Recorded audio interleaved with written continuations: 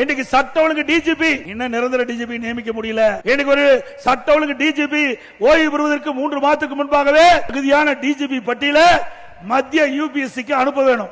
அந்த யூபிஎஸ்ல ஒரு குழு போடுவாங்க. அதுல மாநிலத்திற்கு தலைமைச் செயலாளர், உள்துறை செயலாளர், யூபிஎஸ்ல இருக்கிற அதிகாரிகள் ஒன்றாக இணைந்து ஒரு 3 பேர் கொண்ட பட்டியல மாநில அரசுக்கு அனுப்புவாங்க. அது 3ல் ஒரு பேரை எடுத்து டிஜிபி நியமிப்பாங்க. அதுல என்ன உங்களுக்கு கஷ்டமா இருக்குது?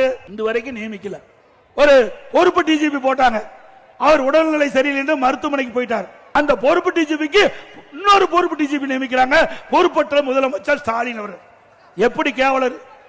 ஒரு நிரந்தர சட்ட ஒழுங்கு நிரந்தர டிஜிபி போட்டா தான் இந்த சட்ட ஒழுங்கை பாதுகாக்க முடியும். இந்த போதைப்பொருள் நடமாட்டத்தை தடுக்க முடியும். இதற்கெல்லாம் இந்த அரசு கவனம் செலுத்தல. திமுகவுக்கு ஏவல் செய்கின்ற ஒருவரை வேண்டும் என்று கருதிதான் இதை தள்ளி போட்டுக்கிட்டே போறாங்க.